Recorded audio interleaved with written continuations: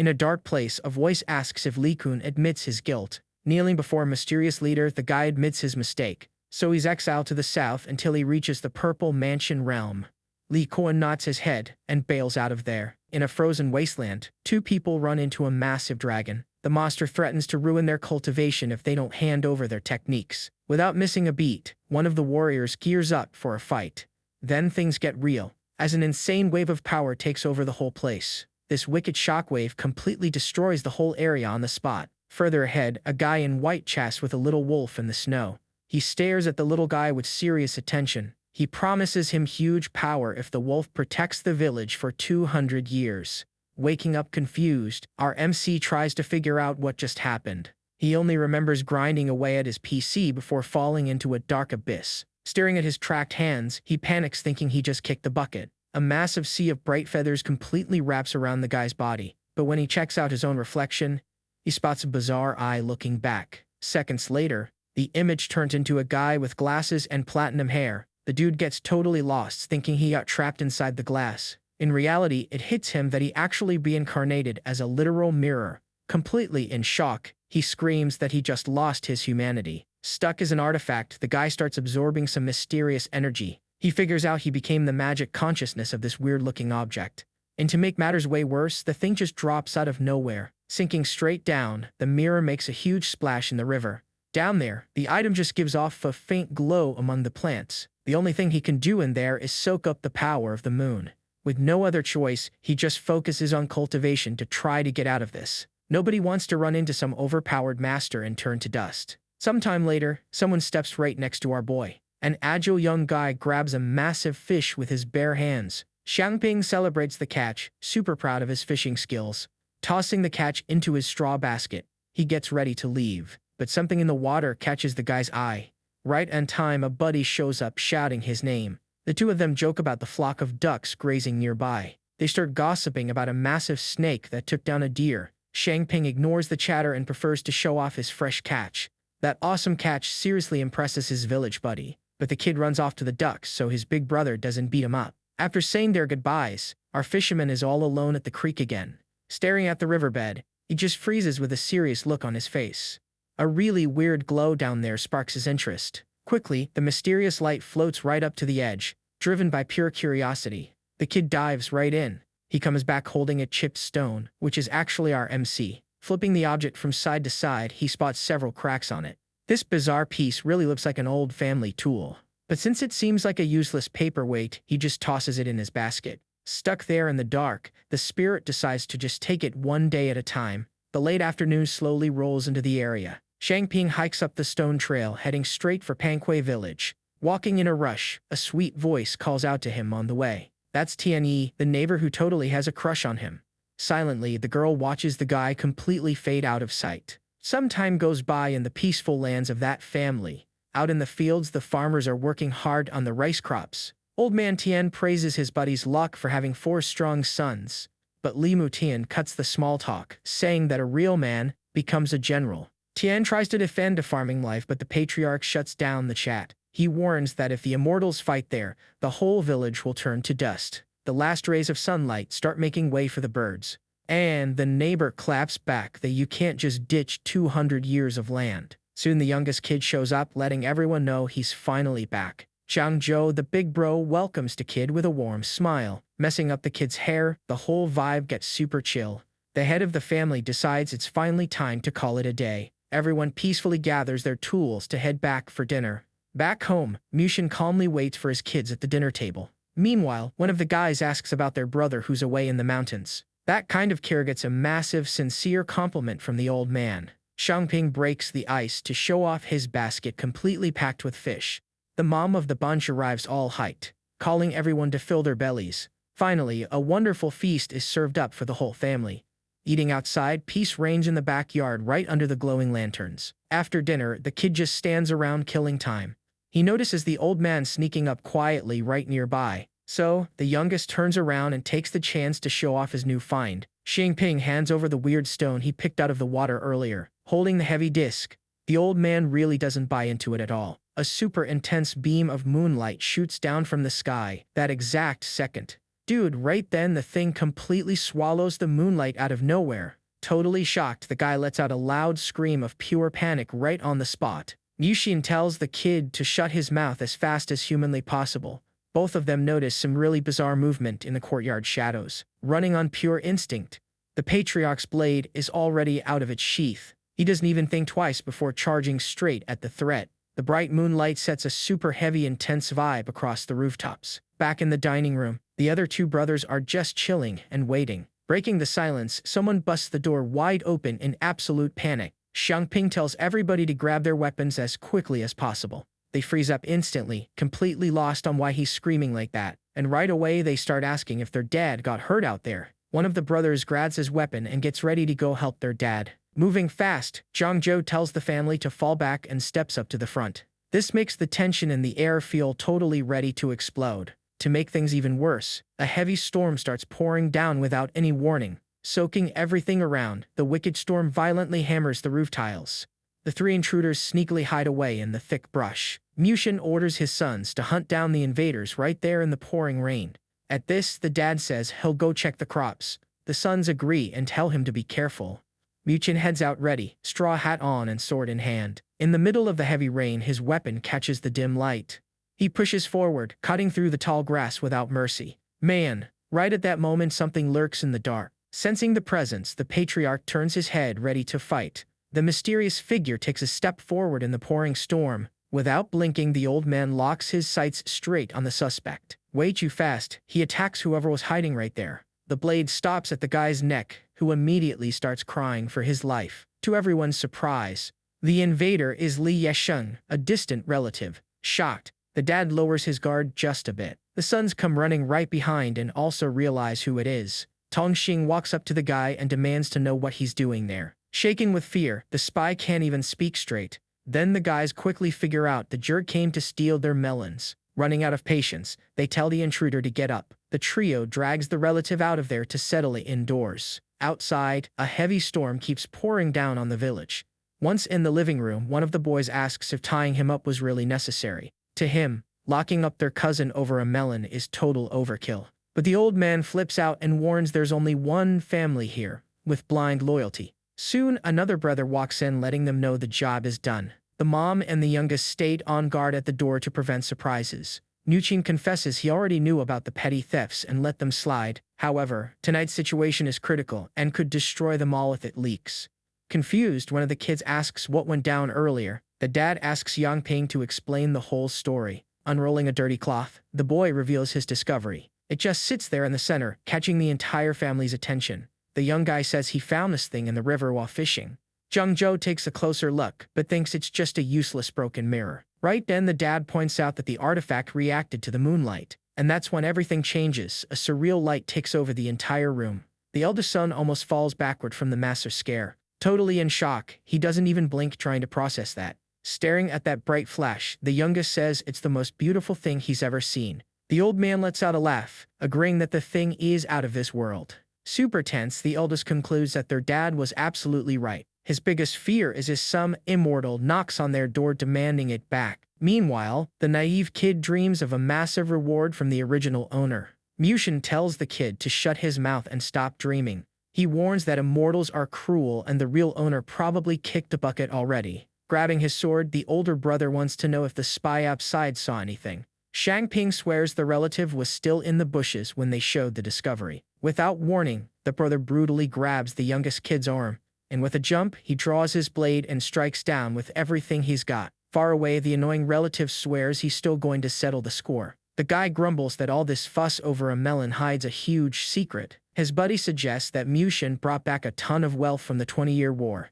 Their bet is that the old man dies soon and the fortune will be theirs for free. In the meantime, they catch a kid spying on them. One of the guys grabs the kid by the collar with pure cruelty, throwing the child to the ground without a single ounce of remorse. Hurt, the little boy asks why he just got beaten by his own brother.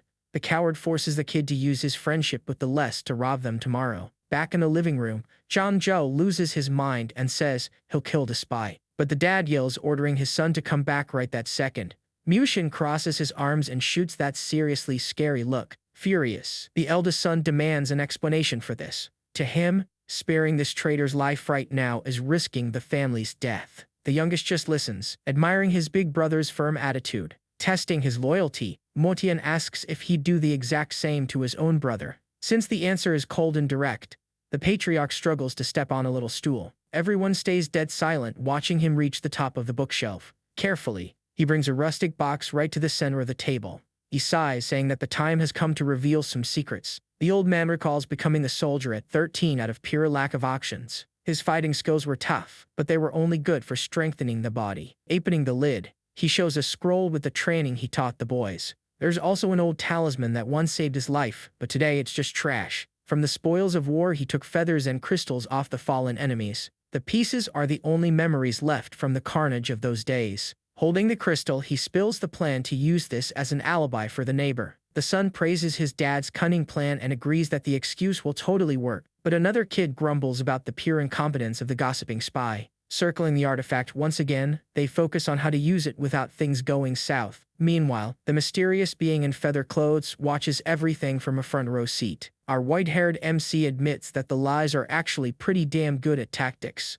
Analyzing the pieces, he sees the dad as a brutal and highly intuitive leader. The eldest son is definitely more of the peace and diplomacy kind of guy. On the flip side, Tongxing carries a cold and precise edge for handling business. To round out the group, the youngest ones have plenty of brains and speed. He knows his only escape depends entirely on these mortals acting as his pawns. Feeling a strong pull toward the north of the village, he hatches a genius plan. At the exact same time, the mirror reacts in the house, scaring the crap out of everyone. The kid touches the stone and it gives off a faint pulse, like it's actually alive.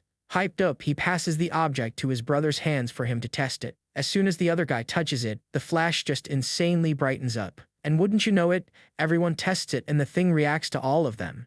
Their faith goes through the roof. However, the prodigy notices a tiny detail in the middle of all this. Spinning the piece sideways, he notices the beam is completely fixed, pointing straight north. The patriarch figures out the riddle right away, calling the thing a spiritual compass. Tongxing points out that the direction aims straight for the famous full moon lake. In his own dimension, the spirit laughs to himself about the quick success of his plan. He goes ahead and suggests an immediate expedition to check it out and score more loot, but the eldest son totally panics, terrified of messing around with divine treasures. Defying the danger, the second son guarantees that this is the absolute salvation of their bloodline. Mushin drops the hammer, sending everyone to the village entrance with quick supplies. With that, the family heads into the night and the dad says they're visiting the master. Reaching the village entrance, a neighbor greets them and asks where they're going. The patriarch bluntly replies he's taking some stuff to this master. Right after that, he turns back to his sons. Right away, he signals the boys to keep on walking. At the bridge, the dad and the eldest stand guard while the youngest hit the woods. Tongxing and his brother move super carefully through the thick brush. They crouch down right there and start whispering to each other. The compass confirms their target is the full moon lake. But taking the road is a no-go. Looking at the glow, the other brother says they'll have to cut through the reeds. Shangping notices the piece getting hot, a clear sign they're getting close. Super tense, the older guy tells him to be extra careful from here on out. Totally clueless, the youngest kid asks why he's so worried. The guy wonders if mere mortals even have the right to mess with divine things. And coming out of the brush, they spot birds flying under the moonlight at the lake. Back at Mr. Shu's place, the patriarch is just chilling and chatting with the owner. The host says he already told his men to back off if they see anything weird. Nodding along, Mushin agrees that folks know their boundaries. To lighten the mood, Shu offers some tea, and the patriarch thanks him. He pours the drink and mentions that those immortals have probably left by now. Then he remembers when he was 12 and a master visited the town. The guy says out of 1,000 kids, only 3 were taken by the immortal. Both just sit there wondering how it's almost impossible to reach that level. Secretly, Mushin made the coldest choice possible for the good of his clan. He chose to risk the 2 boys' lives and leave Changhu at home as bait. Back at the lake, Zhangzhou keeps that tense and focused stance. He feels a bit of regret, but he knows he had no other choice. Staring at the waters, the heavy struggle of becoming an immortal weighs on their minds, until the spirit in the other dimension finds something glowing and figures it out. In real life, the boys focus on a tiny island right in the middle of the water. The youngest points to a jade stone, thinking that's their target. Hyped up, he instantly runs straight for the water's edge. But the older guy grabs the kid's arm right away and tells him to stop. The eldest son says he'll go get the item by himself. Pointing at the moon, he gives a clear order. If he isn't back in time, the kid runs. With tears in his eyes, the kid agrees in complete silence. Right then, Changzhou starts taking off his shirt to swim. He steps into the water while the youngest stays behind, holding their stuff. Without hesitating, the guy dives in and heads straight for the little island. His strokes are strong, cutting right through the lake's heavy current. Slowly, the distance shrinks and he gets much closer. Stepping on solid ground, he climbs up the bank totally out of breath. Right in the center, the search begins as he looks all around. The dude swears he saw the jade glow exactly in this spot, but turning over the rocks, he finds absolutely nothing. He looks from side to side, but the stone has just completely vanished. And wouldn't you know, he finds the treasure? The piece was well hidden right there. Holding the artifact, he reads some ancient symbols carved into the surface. Since the patterns are super weird, he barely understands what's written. Without wasting time, he decides it's safer to just take the item back. He jumps back into the water and swims hard to the other side. Arriving totally exhausted, he yells for his little brother in the dark. The boy comes out of hiding and lets him know he's safe.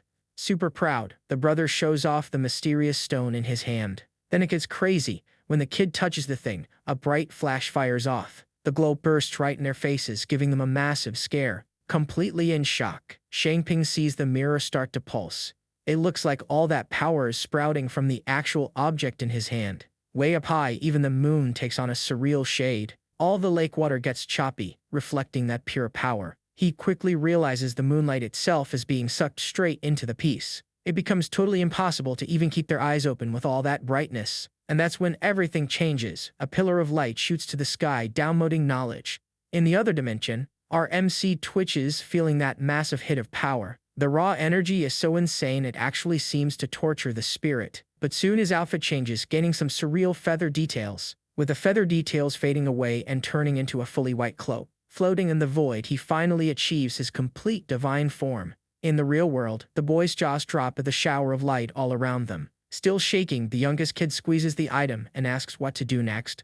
Seeing the sun coming up, the eldest decides their priority is running back home. Come morning, the sun rays flood right into the Lee family living room. The mysterious artifact now rests on a stand right on the main table. With everyone there, Mushin asks if this stone turned into light and entered the mirror. Without blinking, the kid swears up and down they both saw exactly that happen. Satisfied, the old man praises their effort and says their brother barely slept. Being real, Changzhou lets out a breath and admits he was scared to death back there. Tongxin cuts the chat and quickly asks if their mom and the other brother are okay. The dad explains mom only knows about the melons, and the youngest will find out later. Agreeing, the other brother thinks it's best to keep the secret hidden for now. Then the old man stares at Changzhou and asks if he added up the family lands. He runs the math and says with inheritance and buys, they hit almost 20 plots. Curious about the random question, the guy wants to know the reason for this now. Muchin confesses his old plan was to divide the land evenly so everyone lived well. However, hooked on the peace, he declares the clan isn't splitting up anymore. The eldest instantly understands that splitting the family raises the risk of betrayal. Recalling the war, the old man mentions the rich noble houses that all live together. Way different from poor farmers who don't fight because they have nothing to lose. The guy quickly catches on and asks if their dad is founding an official clan. Rubbing his chin, Mushin announces it's finally time for the Lees to evolve. To him, focusing on studying and fighting is the only way to guarantee their safety. Hyper-focused on the relic, the second son points out they have something way more valuable now. Laughing out loud, the old man gives the kid a friendly pat on the shoulder and grabs the piece. Determined, he puts his foot down and tells everyone to follow him to the backyard. Outside, he points at the massive lot size, showing off the mountain right behind it. Since they totally hit the jackpot now, the order is to remodel the whole place. The plan is to build high walls and create a closed courtyard against gossips. All this structure will serve as a base for the eldest and protect the main hall. Out front, a fully paved area for the kids to train martial arts without holding back. Also, the old man already hints that his son can marry the neighbor once the job is done. Finally, a grand temple in the back will honor the ancestors and bring respect to the house. Mushin stashes the artifact right there in the secret spot he built. And to top it all off, he plans a totally secret room just for the mirror. The mystical item rests safely right on the stone altar. 3 years later, the humble home turned into a giant mansion that makes everyone jealous. That fancy facade proudly shows off the Lee family manor sign. Zhangzhou politely welcomes his uncle and cousin right at the front door. They are Chen Ernuo, the patriarch's brother-in-law, and young Chen Zhe, Leading the guests inside, the guy listens to his uncle say thanks for dinner tonight. Since his aunt was sick, he invited them over to eat and grab some leftovers. Ernie is totally blown away seeing how the family raised such a noble kid. Along the way, the uncle spots the heavy training weights lying around the yard. Just ahead, Muchian welcomes his brother-in-law by joking about how skinny he looks. Then he tells the youngest to let mom know to really load up their plates. Bringing everyone together, the whole crew digs into a massive feast at the table. The chat flows and the uncle remembers when the family's grandpa saved his life. He raises his glass, swearing absolute and eternal gratitude to the Lee family. Jung Jo smiles and tells him there's no need for that kind of formality among family. He chugs his drink, super pumped to see the clan thriving under Mushin's lead. But the old man hides some real tension, knowing that danger is still lurking around. Down in the secret room, the magic mirror shoots a bright flash straight at the ceiling. Tongxing stays completely locked in, meditating right in front of the relic. The kid's face is fully lit up by that seriously mysterious aura. He gets spooked out of nowhere and goes wide-eyed, feeling the sudden shift. Because the piece literally just explodes in an absolutely insane burst of light. Outside, the fun dinner conversation just keeps on going strong. Sneaking away quietly, the kid looks for his dad in the middle of the crowd. He walks up to him right as the patriarch takes another sip of his drink. Tongxing quickly whispers that the relic just flashed again. Man, right at that moment the old man holds his breath in complete shock. He stands up using the excuse that his back hurts and he needs to lie down. The relatives take the hint, thank them for dinner, and quickly say their goodbyes. Right after that, the patriarch lights up some incense to cover his tracks. Pushing the stone passage open, the vibe gets super heavy right away. He stares down the piece, which is now pulsing in a totally hypnotizing rhythm. Meanwhile, out there, someone is spying on the property and noticing the family's power. Inside the dimension, the mystical being feels the lunar force completely skyrocket. Pulling in all that power, he actually winces, feeling the heavy pressure. A sea of pure power wraps around the spirit, filling up the entire void. He lists off the immortal levels, from the most basic ones all the way to the insane ones. Nice and calm, our platinum-haired guy just floats right in that ocean of pure power. To him, the biggest trump card there is this so-called Tai Primordial Pearl, revealing the super rare piece sitting right in the core of all that brightness. Our MC figures out he can plant this seed in mortals so they can cultivate, but he admits the method is a bit sketchy, almost like some dark magic art. Back outside, Mushin gathers all the boys together inside the secret room. The artifact projects some text revealing the actual name of the divine method. Their jaws drop, staring at the letters spelling out the law of conduction. Racing against the clock, the old man grabs the ink to quickly copy it down. Being dead serious, he warns them that a single mistake here could be totally fatal. Everyone bows down and locks onto the energy flow instructions of the technique. The tension in the air proves they really know the heavy weight of this immortal knowledge, requiring pure baths, burning incense, and specific prayers on certain moonlit nights. And finally, they wrap up the notes with all the necessary respectful prayers. Far away, country life just keeps rolling along at its usual chill pace. Ernie is admiring the fields and tossing out compliments on the neighbor's harvest. The kid chimes in saying that's just pure dumb luck on Changhu's part. He bursts out laughing, super proud of his kid's clever comeback. Thinking ahead, the uncle is already plotting out future friendships for the family. Then and there, he decides to try and set up a marriage to unite both houses. Meanwhile, Xiangpeng lets out a massive sneeze that practically shakes the walls. Zhang Zhou even asks if his brother caught a nasty cold out in the night air. He swears he's completely fine. Already locked in and training the new technique, the spirit analyzes the list and realizes they have absolutely zero natural talent for magic. Measuring their auras, he sees Tongxing cultivates with 60% power. As for the youngest kid, his power level only reaches 50%. Xing was the worst out of the bunch, scoring a weak 30% compatibility. But the real prodigy is Tongxing, who actually hits an incredible 8 in talent. An entire month goes by, with the guys grinding their training without holding back. Snapping back to reality, the boy opens his eyes and looks right at his dad. The old man declares that the real final test officially kicks off tonight. They set up the whole backyard, taking full advantage of the giant glowing moon. Tongxing takes that special herbal bath to completely purify his body. Outside, his brothers set up the altar with absolute precision, making sure to keep everything pointed straight toward the bright light in the sky. The smoke from the 3 sticks of incense rises, creating a super heavy vibe. He kneels down firmly and kicks off the sacred ceremony. Clasping his hands together, he repeats the ancient prayer word for word. With one final whisper, he gives thanks and closes his eyes, fully locked in. and then the game changes. The seed on the altar starts giving off an absurd glow. Nuchin can't hide his shock seeing that the technique is actually working. A massive swirling vortex of pure power forms right above the sacred altar, but the power spirals out of control and blasts the dad backward with a huge pop. Flying through the air, the oldest brother hugs the youngest to save his life. Tongxing, on the flip side,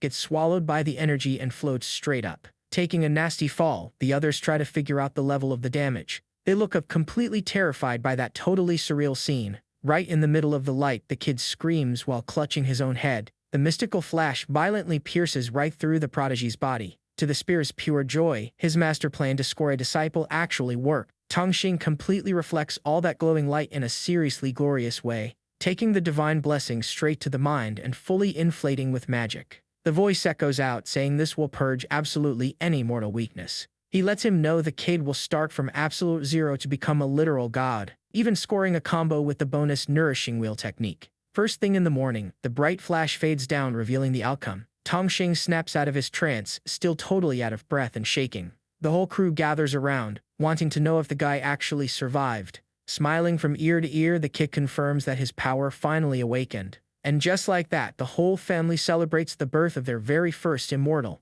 He says he also scored the famous Sun and Nourishing Wheel Sutra. Smiling, the kid starts breaking down the brand new technique. But then things get real. A sharp pain hits him out of nowhere and makes him choke. In pure panic, the MC looks straight at his dad. The old man gets spooked and asks what went wrong. Lying right there, our boy tries to scribble on the floor, but he shows that he can't leave a single mark on the ground. He then reveals that the words of the divine technique just won't come out of his mouth. Zhangzhou quickly calms him down, reminding him they'll seek the law together in the summer. Then, the kid warns that this magic seed only has 6 uses. The eldest raises an eyebrow, not buying such a low limit. Without missing a beat, he confirms the whole method only lets you make 6 seeds. Xiangping bursts out, laughing, thinking it makes sense for such an overpowered thing to have a limit.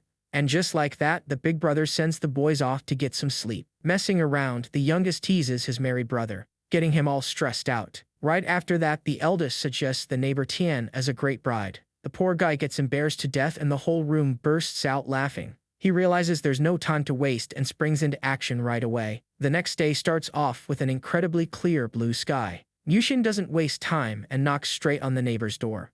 He asks for the man of the house, but a really polite young woman answers the door. The pretty Tianyi runs inside to tell her dad about their special guest.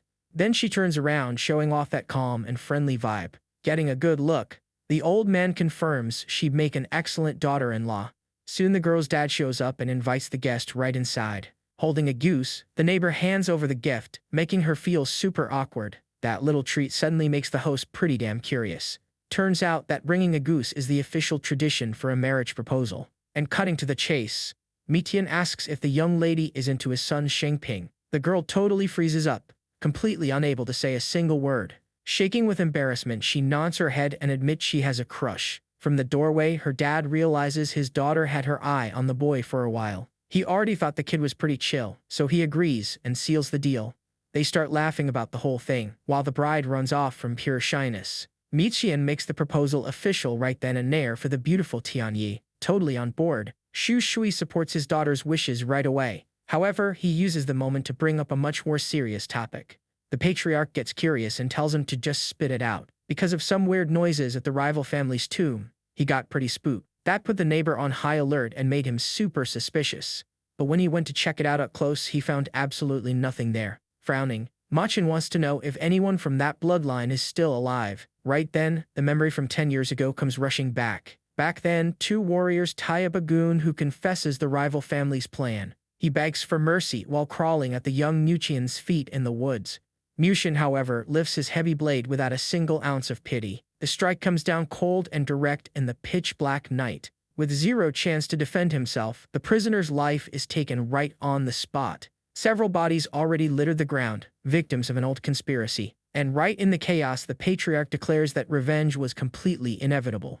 Back to the invasion memory. A guard from the rival house tries to figure out the danger. Outside, the old crew gears up to strike under the cover of the rain. They just wait for the signal to kick off the surprise attack. His dirty sword reflects the enemy house that was still standing. Moving fast, the squad surrounds the 2 rivals who step out to investigate. One of the guys panics and screams, asking who's out there. Without saying a word, the crew pushes forward and starts clearing the entrance. In just seconds, only the 3 invaders are left standing in the dead of night. Backed against the wall, the last survivors are absolutely shaking with fear. The leader takes a step forward with a heavy, terrifying stare. And that's when the old man recognizes Mushin, thinking he had died in the war. He completely ignores the guy's despair and raises his blade to settle the score. Staring down his target, he says that at least he kicks the bucket knowing exactly why. Immediately, he drives his blade straight into the last enemy's chest. With the job done, they toss the bodies into the house as it goes up in flames. The massive fire swallows the Yuhan residence, completely wiping the rival clan from existence.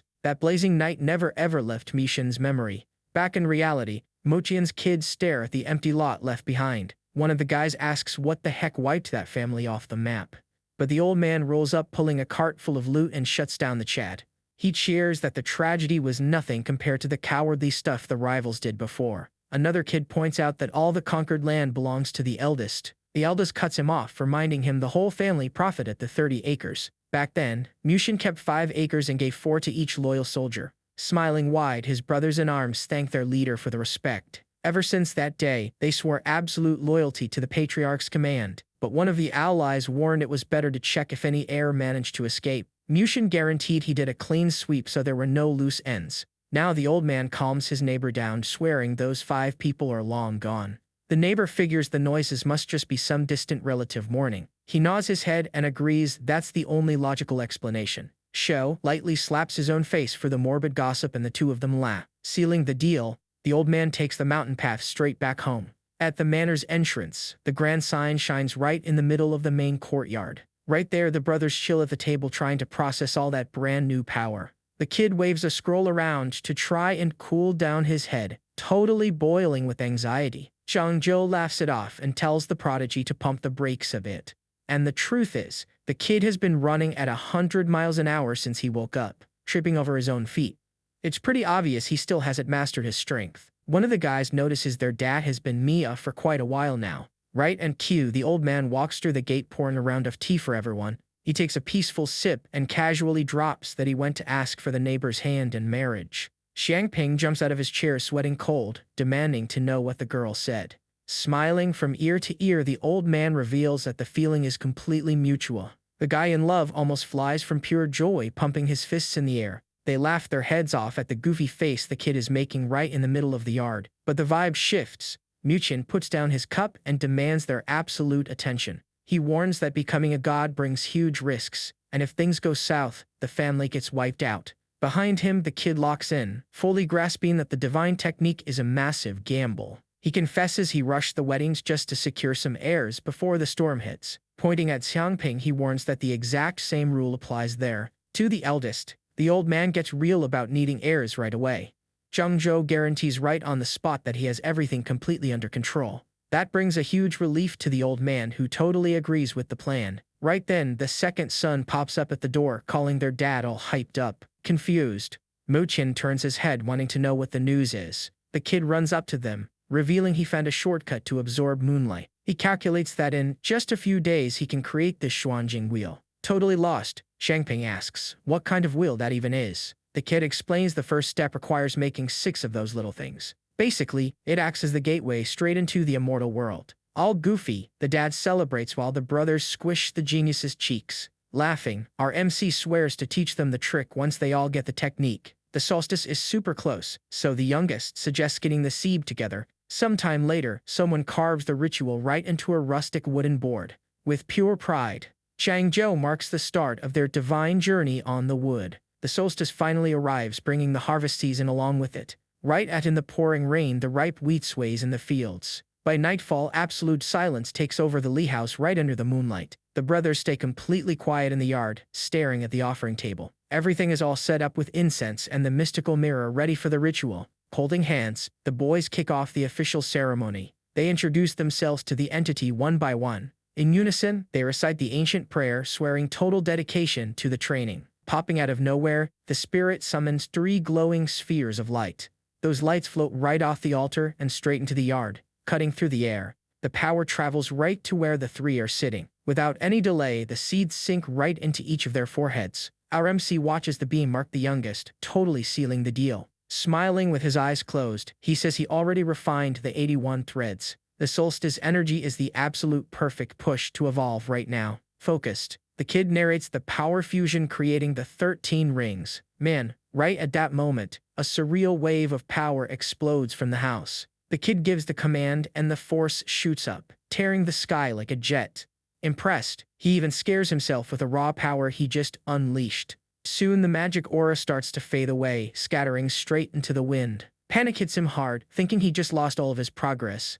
But he throws up a quick hand seal to tame the damage. Instantly, the power pulls back and swirls right around his body, forming a pure tornado of magic that gets thicker and thicker. The pressure there just builds up in a seriously blinding glow. Dripping with sweat, the kid pushes hard until a wheel pops up behind his neck. He pulls it all right into himself in an absolutely insane compression. In the blink of an eye, the shockwave shoots up and rips right through the clouds. Way up high, the beam splits into two massive swirling vortexes. Taking a deep breath, our MC relaxes, holding a tiny spark in his hand. Standing firm, he announces that the first cultivation level is fully complete. With deep respect, he thanks the heavens for this absolutely crazy achievement. Turning to the altar, the boy swears to keep that fire burning forever. From afar, Mushin breathes a huge sigh of relief seeing his boy succeed. The kid shows the old man the little sphere of power he just made. Smiling wide, his dad claps, super proud of his massive evolution. Right behind them, the other two stay completely locked in meditation. The incense on the table finally turns entirely to dust.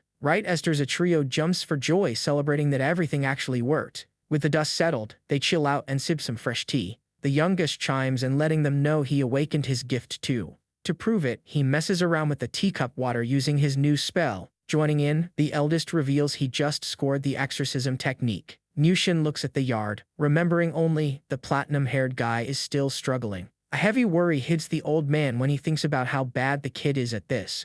Since he has almost zero talent, cultivating is absolute hell for the poor guy. He knows his years of sweat don't even beat a few hours of a genius's training. Right then, Cheng-Hu himself wakes up saying he got the clean clothes art.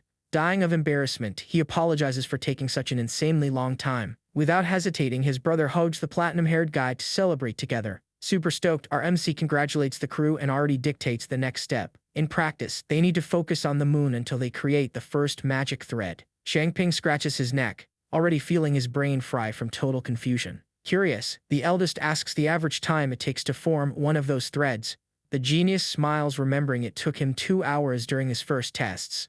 Running the math, the kid guesses it'll take over 50 hours of meditation. Even worse, it would take 2 whole years to wrap up the first stage. But the old man reminds them that our MC swore he'd do it super fast. Proving his point, he shows off the fully completed glowing wheel right in his hand. The guys go into complete shock over the kid's monstrous speed. He then asks if they remember that trick he promised to teach them. The hack basically sucks in lunar power on autopilot, totally cutting down the effort. Jaw fully dropped. Xinping finally understands his brother's massive cheat code. Seriously impressed, the older brother praises the absolute genius of the idea. Changing the subject, our MC reminds them that everyone got extra spells. And since these secondary skills can be written down, it makes copying them super easy. Wasting no time, he hands over a cloth with his fully broken down technique to his brother. The youngest suggests everyone do the exact same so they can trade spells later. Right then, Changzhou asks the genius to look for the magic portals inside their bodies. Locked in, the MC accepts the challenge right on the spot. The guys line up right in front of him waiting for their checkup. Taking on the mission, he kicks off the whole mystical scan. With his hand glowing, he starts scanning the crew's aura. Touching the youngest kid's chest, he feels the magic vividly flowing right there. That glow reveals absolutely everything as the kid digs even deeper. Time goes by and the 3 incense sticks slowly burn away on the altar. Soon the sticks burn out completely, marking the absolute end of the test. Spooked, the MC steps back, confessing he didn't find a single portal. Fearing the worst, the older brother grabs his shoulders super tight. He squeezes the kid, who just stays frozen processing what he just saw. And that's when everything changes. He warns them that nobody here has a spiritual root. To make things even worse, not even the genius himself was born with the gift. Legend says that without those roots it's absolutely impossible to become a real immortal. Except their divine technique totally cheats the rules, turning absolute trash into gold. Sighing, our MC agrees that this exact same rule dragged the family down in the past. The old man is completely blown away, realizing the thing is an actual divine artifact. But the truth is, the piece straight up carries even those who have absolutely zero talent. Super tense, the eldest warns that a single leak of this would wipe the village off the map. To calm everyone down, the youngest guarantees his magic covers all of their tracks. Right after that, Mushin officially bans trips to town until they master the brand new technique. The brothers agree with their dad right on the spot. With that, the dad tells everyone to train while he goes check the fields. That relic just sits there, completely abandoned and forgotten right in the yard. Staring at the moon, Mushin gets completely lost in his own thoughts. 3 whole months totally fly by since that day. Changzhou shows up in the backyard looking seriously worried. The guy watches his brother meditating and totally struggling, dripping with sweat. The platinum-haired guy opens his eyes, complaining about how hard it is. 90 days have already passed since the magic seed was first planted. While the genius has almost completely mastered everything, Xianping is still trying to wrap up the first stage. Totally frustrated, Shanghu complains that he barely gathered any energy at all. He barely feels the lunar force at night and only snagged a tiny bit using the mirror. In his head, the heavy reminder that his dad ordered them to take turns with the mystical piece really weighs on him. His biggest fear is dragging down everyone else's progress just because he's so bad at this. Far away, the patriarch patiently cleans his own sword. Just chilling there, he polishes the blade, taking full advantage of the starlight. Changgu sneaks up quietly and asks the old man for a quick chat. Curious, the dad looks up asking what's going on. The platinum-haired guy confesses he has absolutely zero talent to become an immortal. Staring right at the kid, Mushin asks if he's actually going to throw in the towel, but the guy denies it, shaking his head right away. Since his talent is total zero, he agrees to run the farm during the day to keep a low profile. The old man thinks it's a solid plan and totally supports his son's choice. To make it official, he tells him to drop training tomorrow and set up the youngest kid's wedding. Everything has to be super low-key and the kid just obeys without asking questions. In another corner, 2 women are peacefully chatting on the porch. Pinger, the platinum-haired guy's wife, peacefully sews a piece of cloth. The husband walks into the area, apologizing for taking so long today. Smiling, the neighbor figures the other guys are also wrapping up their training. Right after that, she says her goodbyes to go talk to Mrs. Liu. The bride stops what she was doing and locks her eyes on her husband standing right in front of her. Worried about the scene, the guy holds the girl, asking what happened. And check out this plot twist. She flashes a sweet smile and drops the bomb that she's pregnant. Shang's jaw just drops, completely frozen by the massive news. Unable to even believe it, he asks if she's actually serious. She happily confirms it, saying the midwife herself already signed off on it. Like a total madman, the guy runs off screaming to his dad that the family is growing. The old man gets spooked so bad he actually starts to shake. Caught off guard, he even lets his weapon slip from his hand and hit the floor. Mushin steps up quick, demanding to know what crazy thing his son just screamed. Laughing for no reason, the platinum-haired guy proudly repeats the awesome news. The old man breaks out a massive smile, totally celebrating the success of his bloodline. Then he immediately tells the guy to take care of his wife while he runs to grab a doctor. The lovebirds share that knowing look of pure joy. Super carefully, the dad-to-be helps the girl sit down in the chair. Switching scenes, Shangping walks into the yard waving a scroll around. That document holds the super famous and highly coveted golden light technique. All hyped up, he explains the magic works for both defense and offense. With a simple spell, the user fires off a sharp beam that slices right through anything. Immediately, he blasts the attack and completely wrecks a heavy rock right in the yard. The decorative rock just splits right down the middle from the raw impact. He feels his senses totally sharpened and his body super light, way beyond any mortal. Watching from the sidelines, Zhang Zhou is blown away by the power level. To him, out of all the spells they got, this is easily the most insane one. The older guy laughs and snitches that the kid broke the rock days ago and hid it from their dad. A little embarrassed, Xianping admits their techniques are an absolute joke compared to the genius. Li Tongxuan says he wrapped up the base stage in weeks, which is an absolutely abnormal speed. By standard rules, cultivating that entire phase would take at least 9 whole months. Even cheating with the relic, the kid's pace makes absolutely zero sense. Zhongzhou nods his head in agreement, taking a sip of his tea. Right then, the two of them look at the mountains, and the chat shifts to their older brother. The platinum-haired guy's evolution is dragging 1,000 times worse than theirs. Determined, the eldest decides to really focus on meditating over the next few days. If he evolves fast, the mirror will be totally free for Changhu to use whenever. Man, and that's when things get serious. A weird shadow pops up peeking through the window. The crook realizes he messed up and quietly jumps back right behind a pillar. Furious, Xiangping yells, calling the guy a lazy thief and charges with everything he's got. Far from the manor, the day is super busy on a local village shopping street. The braided guy Xuan leans on a food stall to buy some skewers. Grabbing the meat from the vendor, he doesn't even think twice. Without mercy, the deadbeat just bites off a piece of the snack right there. He chews while grumbling that spending that spare change won't change anyone's life. The desperate vendor screams, demanding he pay for the skewers. His little brother runs up and says the buyers are already here to close the land sale.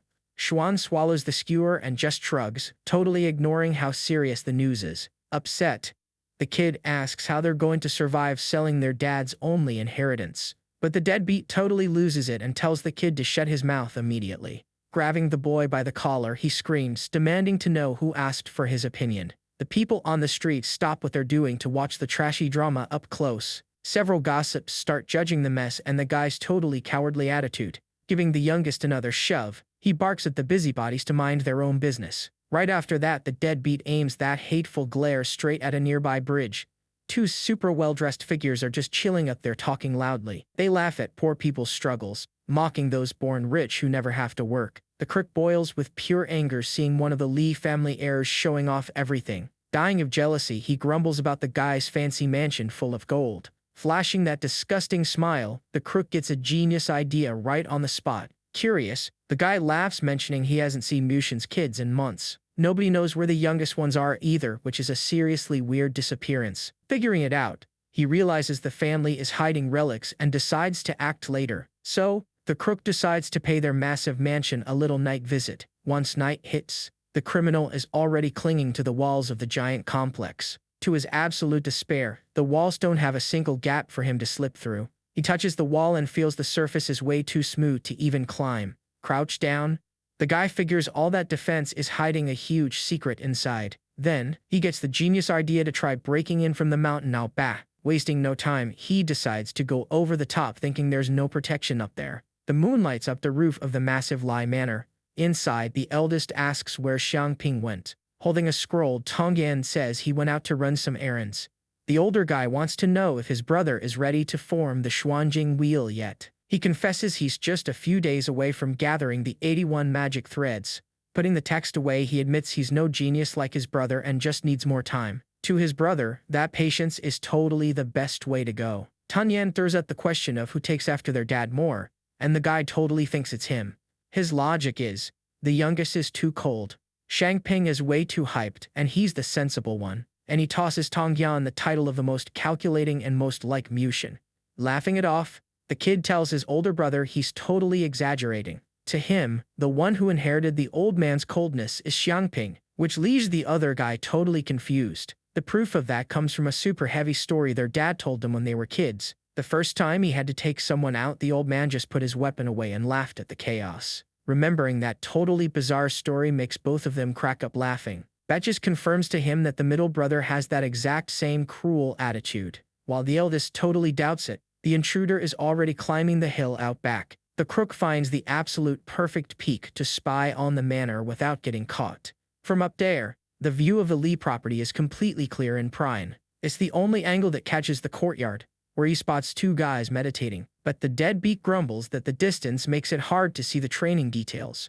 Right then, an aura lights up the kid and the spy thinks he's completely losing his mind. Rubbing his eyes, he tries to figure out where the heck that bright flash came from.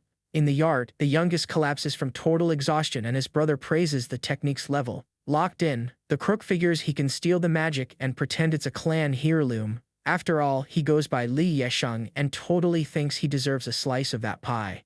After all, he goes by Lai Yesheng and totally thinks he deserves a slice of that pie. While biting the fruit, he suddenly notices something. Right then his heart almost jumps out of his chest at what he sees. The courtyard down below clears out in the blink of an eye, leaving him completely lost. Grumbling, the crook tells himself he'll just come back later to finish the job. And wouldn't you know, he turns around and comes face to face with a super creepy shadow. A scream of pure terror slips out as the silhouette moves straight toward him. None other than the youngest brother, letting off a heavy aura that sends chills right down his spine. Backing up into a tree, the coward curses the kid for the massive scare. Cold as absolute ice, The genius just raises his hand, fully loaded with that pure golden power. Without mercy, he fires off the ruthless attack, hitting the intruder right in the chest. Frozen from shock, the crook doesn't even have a chance to raise his guard. The impact blows the poor guy backward, ending the fight in a single second. With that, the invader completely drops on the forest floor, knocked out for good. Keeping his stance, the youngest stares down at the body while the energy settles down. His expression clearly shows he doesn't feel a single drop of remorse for what he did. Just to be safe, he shoots off more blasts, totally wiping out any tracks in the area. Everything in the way turns to absolute dust from the brutality of the beams. Starving beasts soon surround the dark area to clean up the crook's remains. And guess what? Michin and the other brother watched the whole thing from the front row in the shadows. The duo quietly watched the MC handle the problem right at the root.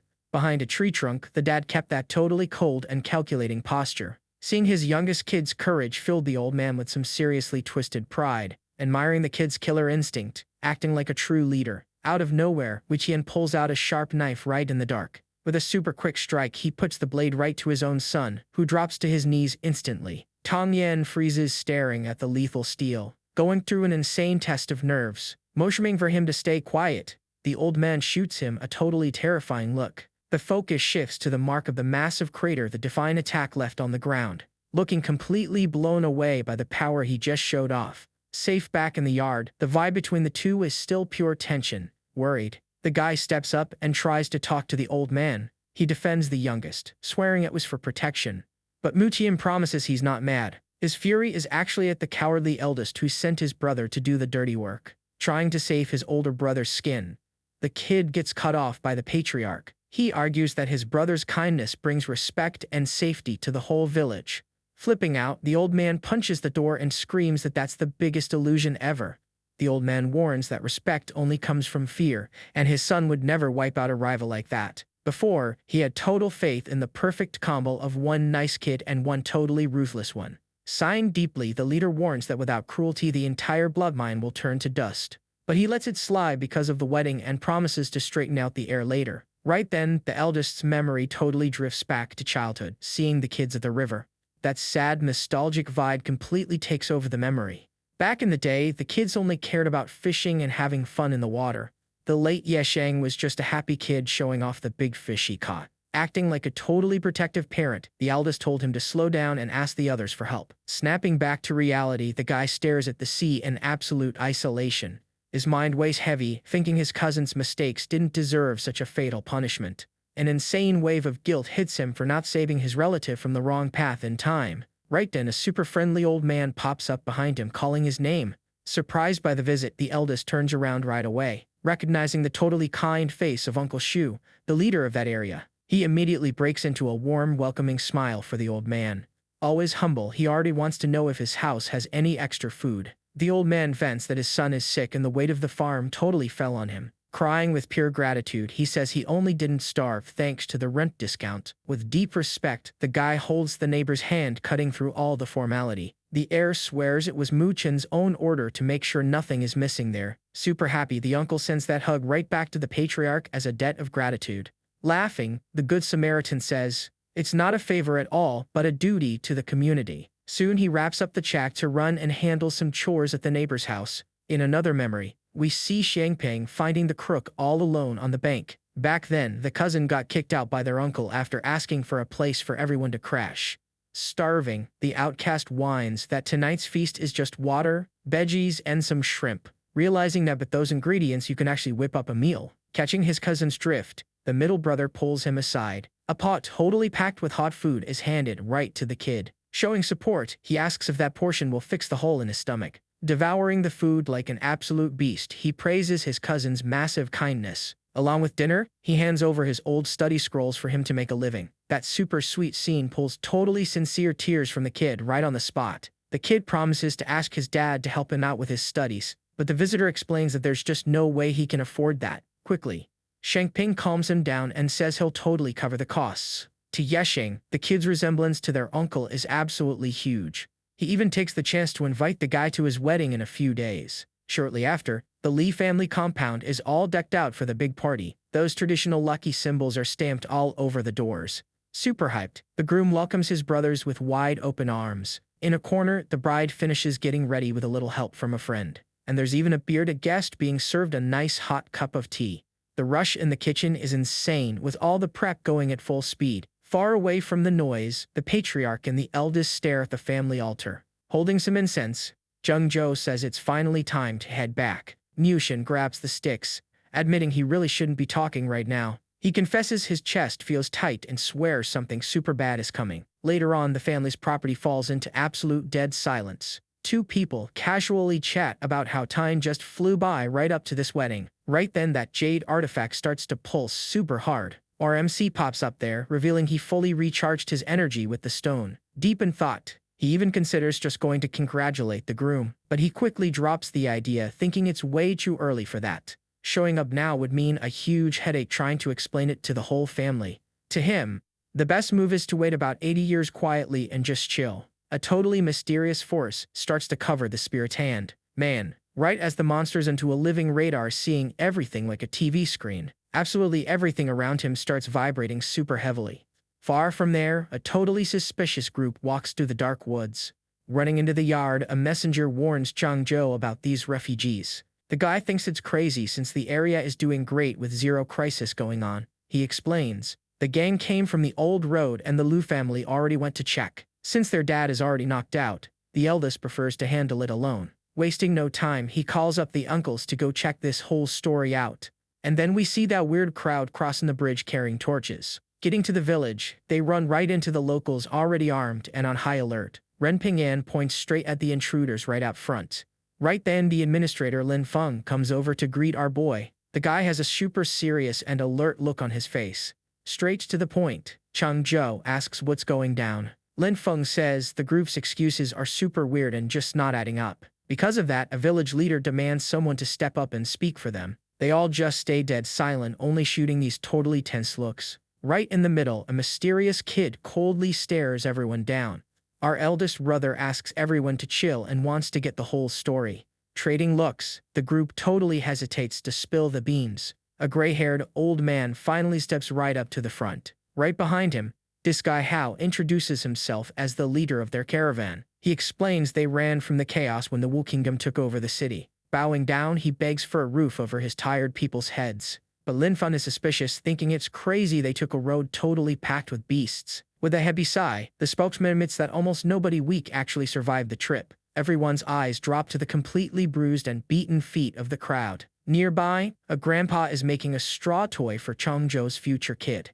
Right then, the old man's eyes go wide in absolute shock. A kid in the middle of the crowd flashes a totally bizarre and creepy smile. That kid from earlier is also watching every single detail. To the old man, that kid's face doesn't look like a stranger at all. Cutting right through the silence, Lin Feng grabs the whole crowd's attention. He promises shelter, land, and tools in exchange for a super fair rent. Going with that vibe, Shang-jo confirms the Li family will step up to help too. That makes the mysterious kid completely step out of the shadows. Staring down the leaders, his whole expression completely changes. Desperate, the grandpa tries pushing through the crowd to get past. The poor guy looks all around, trying to find the kid no matter what. And wouldn't you know, the kid himself steps up right in front of everyone. They get a massive scare from the total boldness of the outsider. With a little smirk, he praises the attitude of the leaders there. Hao is completely lost because he never saw this kid's face during the whole 3 months of travel. Without holding back, the village leader drops the heavy rules about living there. Totally out of nowhere, the stranger just drops straight to the ground. On his knees, he swears he lost everything in the war and would never break the rules. Some crows call in the background, making the vibe absurdly tense. Taking a drag from his pipe, Lin Feng totally feels something is super wrong. Full of empathy, Jung-jo tells the guy to get up. But up close, he notices a seriously weird rope tied to his arm. Way in the back, the grandpa finally recognizes the outsider's scar. A memory flashes in his mind of a couple hiding in the bushes way back. That woman in the memory was holding a brand new baby. The guy with her was celebrating the 3 birthmarks right on the baby's foot. To him, that mark was a sign of absolute greatness for the kid. Snapping back to the present, the old man freezes in pure terror. In complete desperation, he screams for them to try and stop that. But it was way too late. The eldest was already helping the kid up. And that's when everything changes. The kid's face turns to pure evil. In a split second, he pulls out a hidden blade. Pure shock completely freezes Jung-jo's body right on the spot. Showing zero mercy, the intruder lands a completely fatal strike right in his neck. Everything happens way too fast, in a totally violent and tragic hit. With his eyes wide open, our eldest can barely even process the betrayal. Already losing his strength, he tries to cover the wound with zero success. And bizarrely enough, a single tear rolls right down the killer's face. Our guy just can't hold on and drops to the ground completely defeated. Shaking with pure horror, the old man lets out a scream, calling him an absolute monster.